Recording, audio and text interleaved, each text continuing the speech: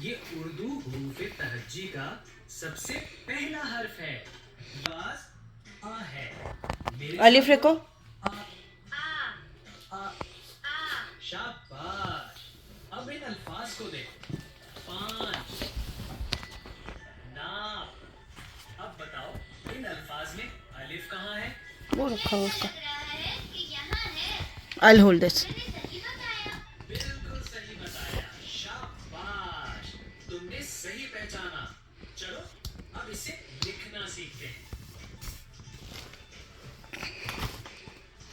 Good job.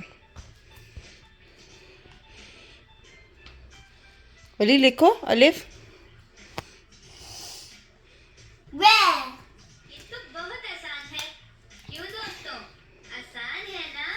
चलें अब video को पॉज करें और खुद से लिखने की कोशिश करें।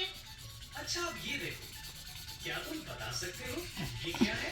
देखने में तो अलिफ लग रहा है, लेकिन इसके सर पर तो ताज है। ये क्या है? मानना पड़ेगा, तुम बड़े समझदार हो। तुमने बिल्कुल सही समझा। ये क्या है वली? अलिफ ही है।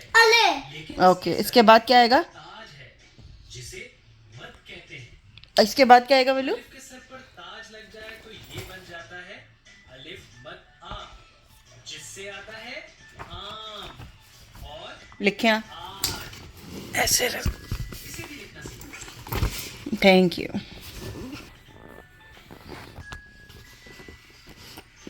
ये तो बहुत आसान था। अलिफ बनाना तो मुझे पहले गुड।